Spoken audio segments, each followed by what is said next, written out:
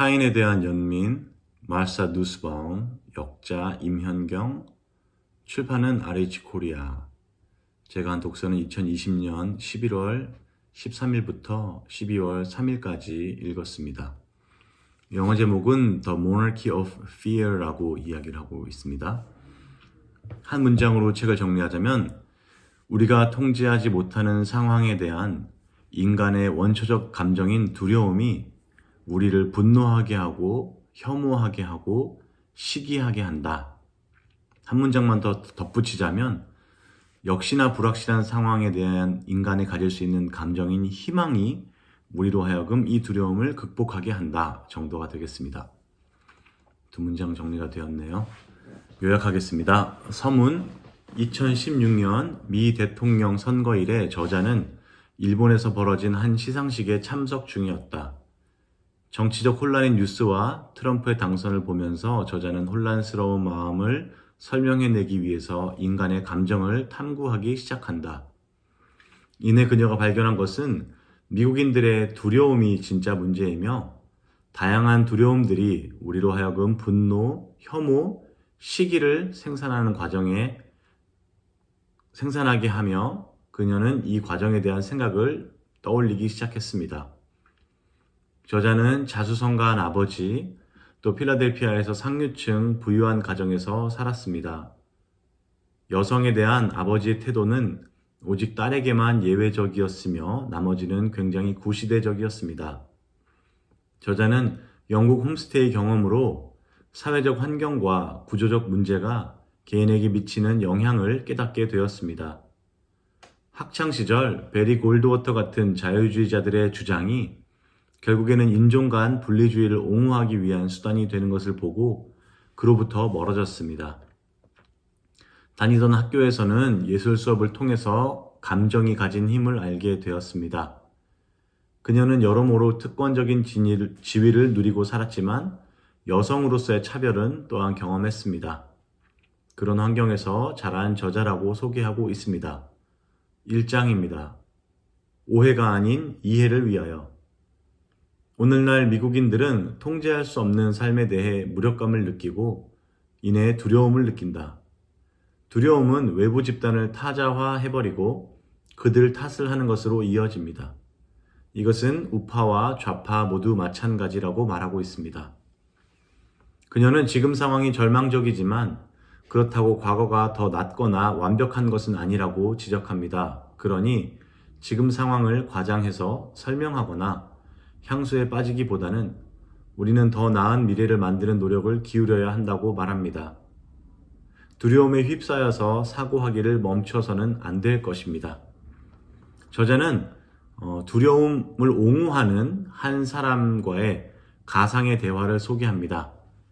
이 대화를 통해서 물론 두려움이 존재할 가치는 있다고 말합니다. 하지만 두려움은 다른 감정들보다 더 큰 주의가 필요합니다.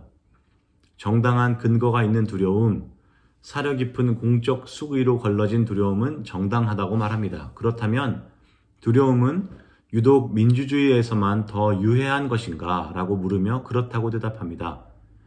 왜냐하면 군주제는 애초에 작동 방식 자체가 두려움이기 때문입니다. 반면에 민주주의는 신뢰와 평등을 기반으로 하고 있지 않습니까? 그런데 그 신뢰를 바로 그 두려움이 손상시킨다는 것입니다. 응보적 분노로 이어지고 분열을 결국 초래하게 됩니다. 두려움은 인간의 기본 감정이며 결국에는 분노와 혐오 같은 감정으로 전이되어서 민주주의를 위협하게 됩니다. 이 두려움을 극복함에 있어서 과연 철학이 기여할 것이 있는가라고 질문을 합니다. 그리고 철학이라는 것이 과연 철학적인 것만이 아니라 소크라테스가 말한 것처럼 겸손한 마음으로 논쟁을 주고받겠다는 약속이라 생각한다면 이 두려움을 극복하는 데 도움이 되지 않겠는가 하고 묻습니다. 저자는 감정은 품위 있는 정치 사회를 만드는 데 중요한 역할을 한다고 주장합니다. 인간에게는 정치적 감정을 스스로 만들어갈 여지가 있습니다. 이 과정에서 철학은 구체적이지는 않지만 우리를 스스로 성찰하도록 도움을 줍니다. 이 장에서는 그녀가 처음으로 다루는 주제인 두려움입니다. 결국 이 두려움이라는 것에서 혐오, 시기, 분노가 파생되기 때문입니다. 이 장의 제목은 생애 최초로 마주한 두려움. 이 장에서는 인간이 아기로 태어나서 어떻게 두려움이라는 감정을 본능적으로 마주하게 되는지를 설명합니다. 인간은 무력하게 태어나고 그 무력감을 두려워한다. 신체는 느리게 발달하지만 인지는 아주 빠르게 발달한다. 이 불균형은 악몽과 같은 상황이다. 내가 움직일 수 없지만 그래서 필요한 것을 제공받지는 못하지만 그것이 필요하다는 것은 재빠르게 인식한다는 겁니다. 결국 아기는 필요한 것을 타인을 통해 제공을 받습니다. 이때 재밌는 현상이 나타나는데 루소는 유아기의 심리가 민주주의에 위험하다고 했습니다.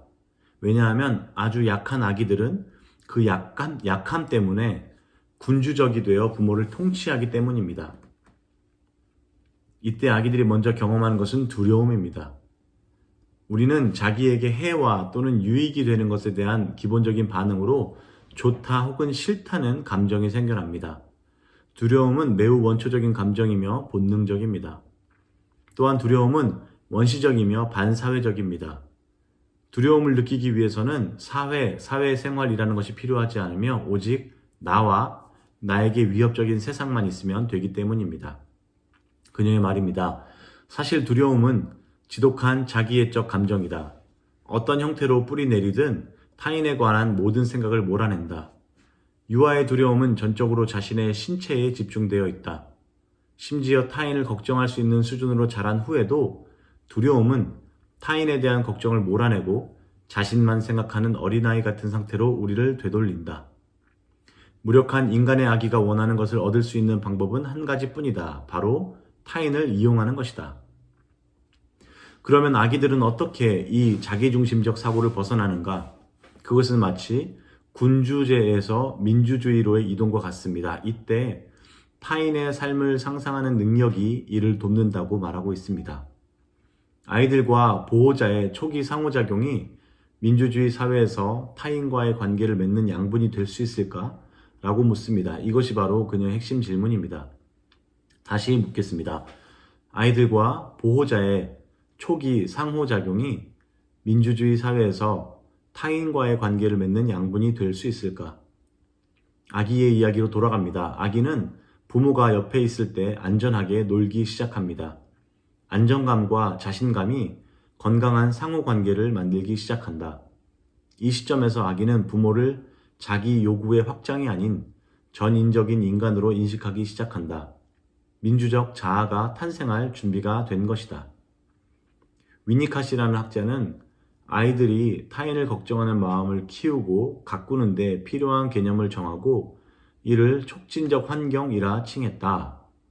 안정적인 사랑, 폭력과 학대가 없는 것, 이런 사적인 것 이외에도 경제적, 사회적인 전제 조건도 있어야 한다고 말합니다. 예를 들어 전쟁이 없는 평화로운 세상이라던가. 우리는 태초의 결핍으로 인해 죽음을 두려워하지만 내 고통은 결코 타인의 탓이 아니라고 말합니다. 저자는 이때 국가의 역할을 묻습니다. 국가는 어떻게 두려움을 완화시키고 민주적인 호혜를 보장하는 촉진적 환경이 될 수 있는가?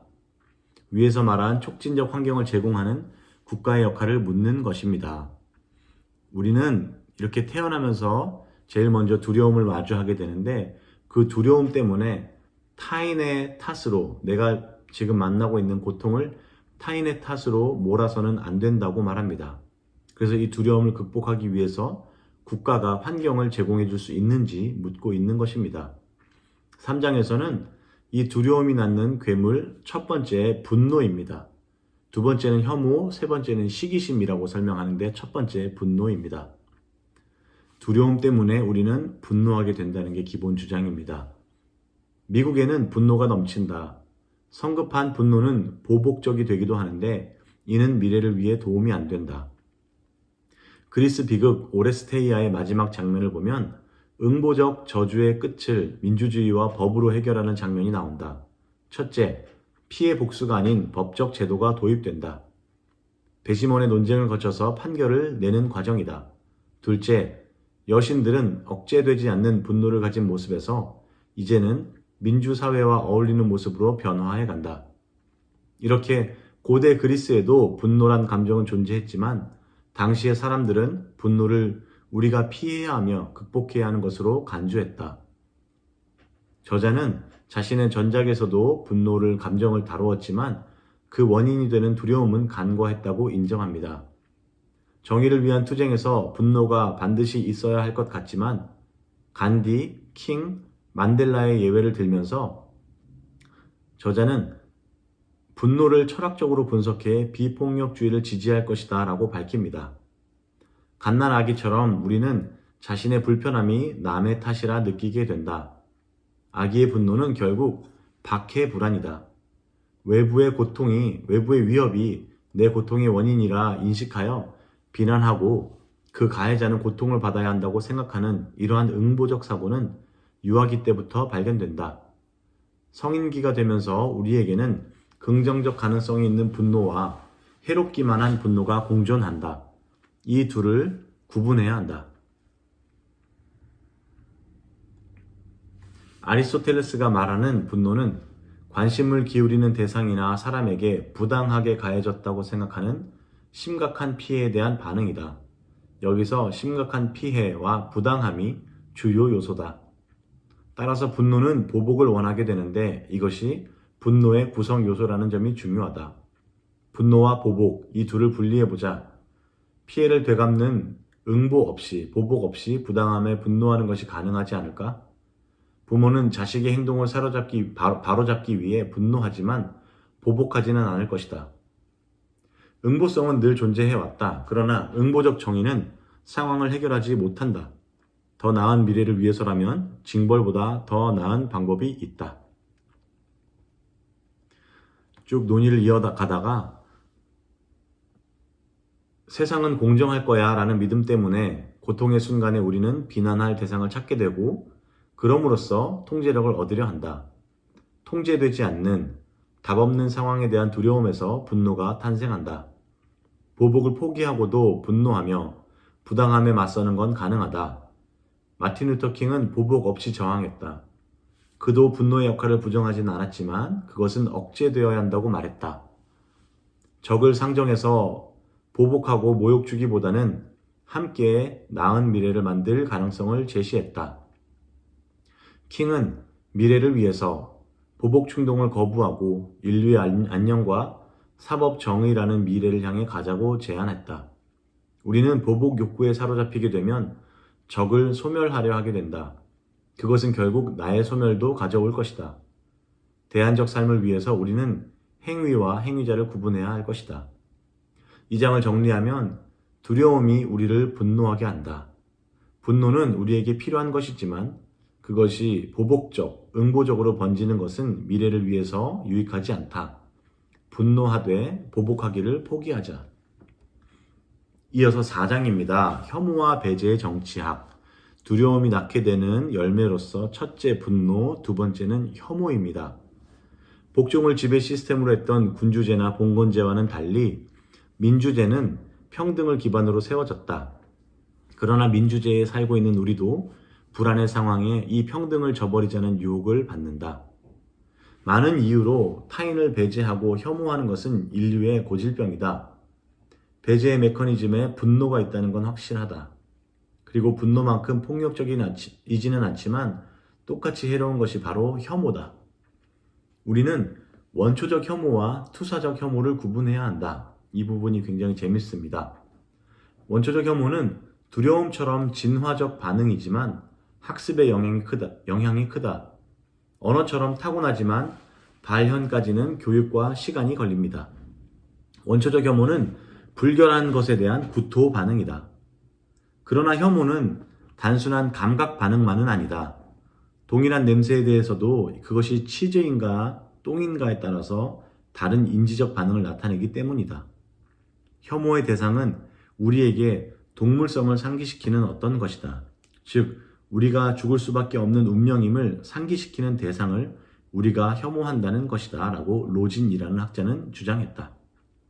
혐오는 죽음과 부패의 형상에 대한 두려움이기에 감각을 넘어서 상징을 통해 작동한다. 우리는 노화, 죽음, 부패를 나타내는 것을 제거함으로써 혐오를 벗어나고 육체성을 초월하려 시도한다. 이런 노력은 우리가 동물종임을 부정하려는 시도다. 원초적 혐의는 도피, 즉 죽음으로부터 도피하려는 시도다. 이것은 보편적으로 나타난다. 이런 원초적 혐의는 완전히 근절할 수 없다. 생존 본능, 위험한 것에 대한 두려움에 기원한 것이기 때문이다. 그러나 이런 원초적 혐오가 투사적 혐오로 변화될 때 문제가 발생한다. 우리는 삶에서 마주하기 싫고 피할 수 없는 어떤 것을 타자를 정해서 그것들에게 뒤집어 씌우고 그들이 혐오스럽다고 규정한다. 내 안의 동물성을 제거하고 나는 깨끗해지는 방법을 그들이 더럽다라고 규정하는 것이다. 그러나 근본적으로 나와 유사하고 비슷한 그들을 나로부터 분리해서 혐오하려면 우리는 방법들이 필요하다. 첫째로는 과학을 동원해서 거짓 설명을 하기도 하고, 또한 동성애에 대한 예에서는 좀 더 그래픽한 이미지를 사용해서 그들의 육체성을 더 강조하기도 한다. 또한 우리는 접촉을 피하려는 전략도 펼친다. 혐오와 두려움과 낙인에 두 가지 예가 있다. 첫째는 흑인의 신체이며 둘째는 성소수자의 신체이다. 이 두 가지 형태의 혐오와 비교해서 이 혐오들의 개별 특징이 무엇인지 살펴보려고 한다. 인도의 카스트 제도와 반유대주의를 비교한다. 카스트 제도에서 달리트 남성은 미국의 흑인과는 달리 성적 위협으로 간주되지 않았다. 반면에 흑인 남성은 백인 여성을 성적으로 위협하는 존재로 묘사된다. 이렇게 미국에서는 혐오가 두려움과 결합된다. 반유대주의는 유대인을 사기꾼으로, 흑인 차별은 흑인을 짐승으로 본다. 결국 미국에 있는 혐오는 두려움이라는 기본 감정에서 비롯되었다라는 특징이 있다. 우리는 이런 편견과 혐오에 맞서 싸워야 한다. 교육에서의 편견과 싸우려면 흑인들에게도 동등한 기회를 제공해야 한다. 또한 사법제도에서의 편견의 역사는 더욱더 현저하기 때문에 교육환경 통합처럼 이질적인 집단이 서로 만나게 하여 일상을 공유하게 하는 게 필요하다. 최근 연구를 보면 소수 집단을 우리가 딱히 혐오해서가 아니라 그들에게 사회적 관심과 보호, 또한 경찰력의 보호가 부족하기에 공격한다고 볼 수 있다. 이런 소수 집단 혐오는 처벌 없이 시비를 걸 수 있다는 것이 핵심이다. 우리는 불안감을 희생양을 통해서 해소한다. 따라서 불안정한 시기일수록 혐오 범죄는 증가한다. 이에 맞서서 긍정적 노력은 현실적이 되어야 한다.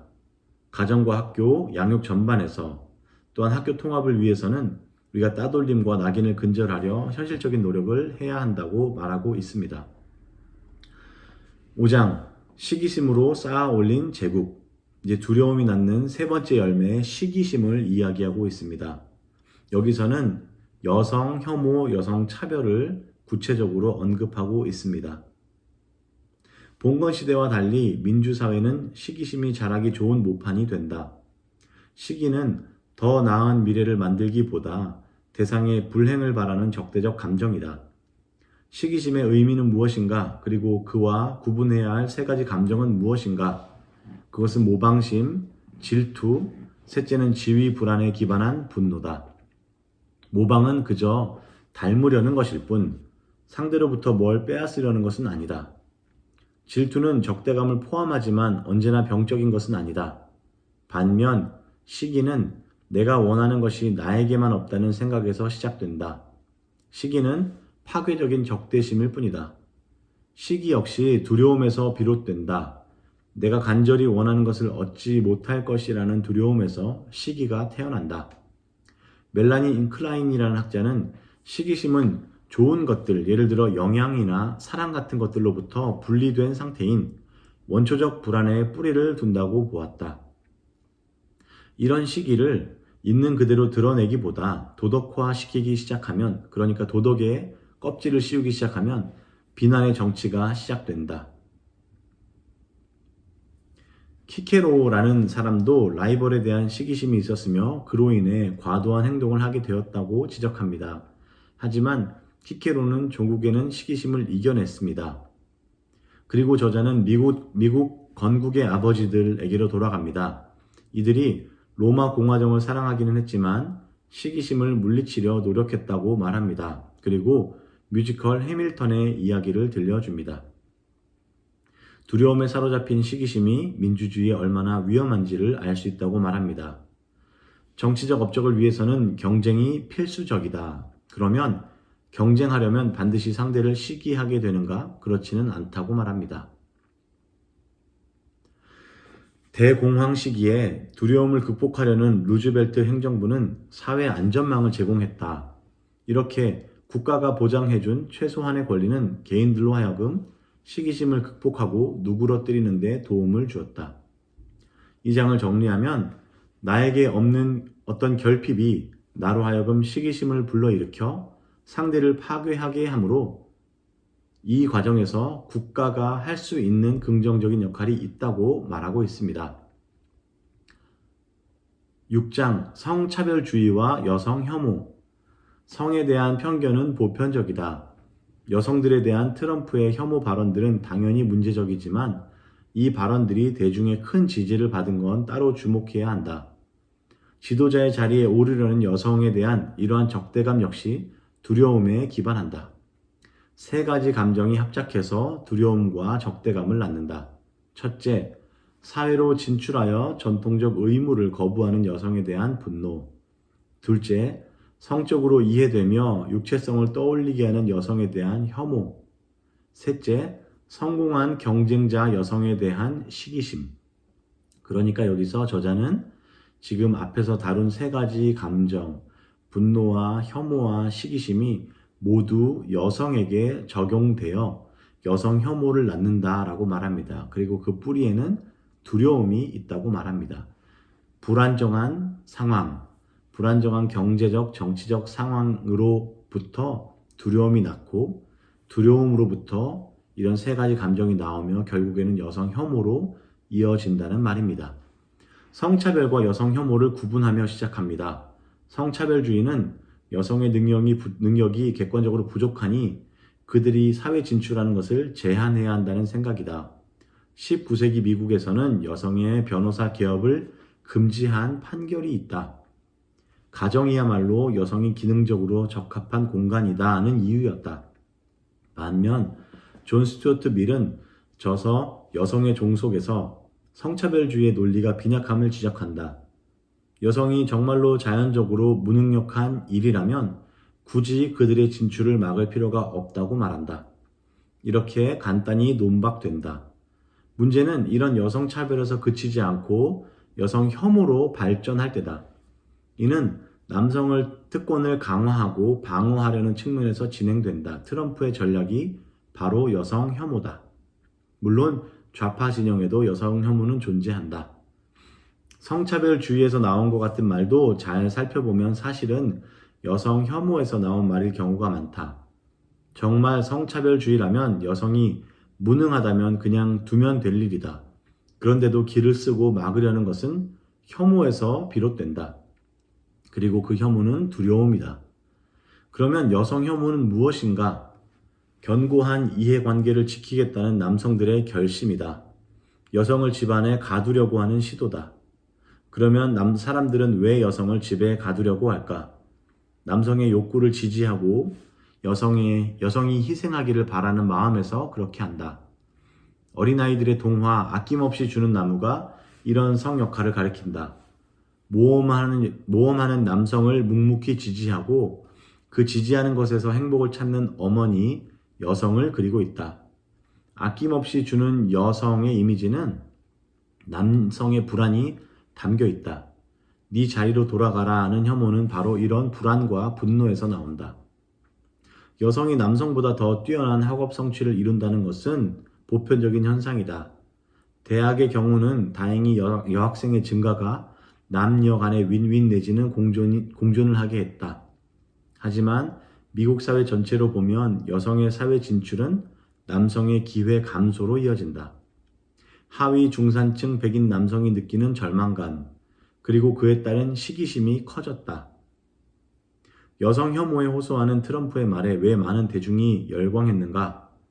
여성을 육체성과 연결해서 더 저급하게 여기고 통제함으로써 남성이 초인간이 되려는 동기도 그 안에 있었다.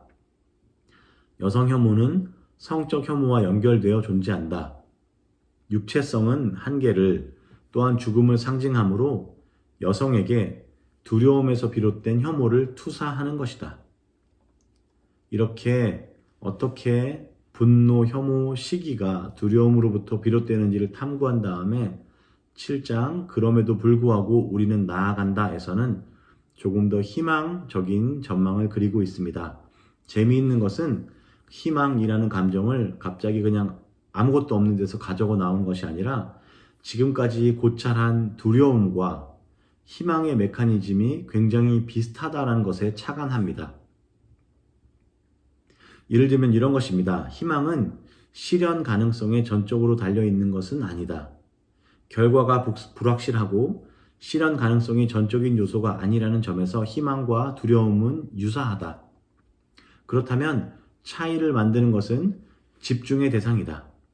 어디에 집중하느냐이다. 두려움은 일어날지도 모르는 나쁜 결과에, 또 희망은 좋은 결과에 집중한다.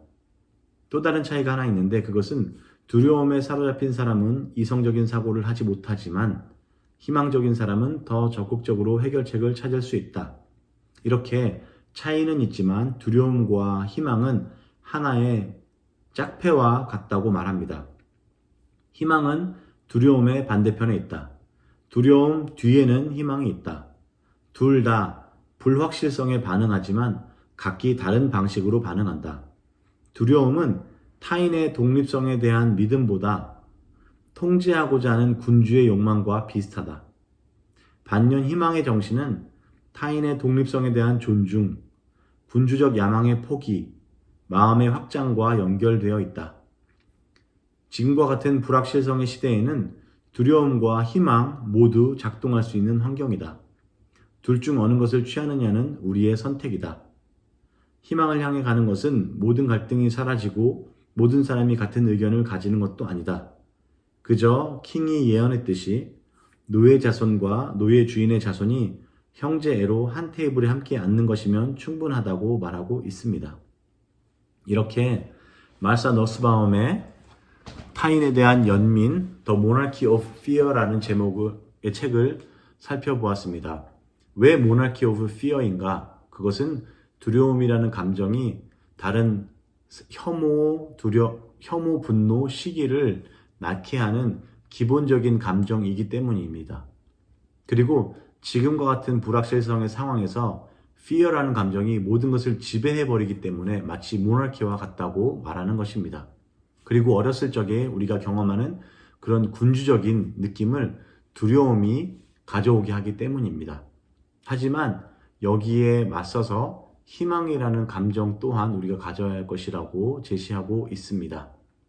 저는 이 책을 백인의 탄생이라는 책과 함께 읽었는데 거기에서도 어떻게 법과 과학과 종교라는 것이 백인들이 끊임없이 타자, 즉 흑인과 유색인종을 상정하면서 자신들의 정체성을 만들어 왔는지, 그리고 만드는 과정에서 과학과 종교와 법이 역할들을 해냈는지를 연구하는 책을 함께 읽었는데 두 책의 유사한 점들을 많이 발견할 수 있었습니다.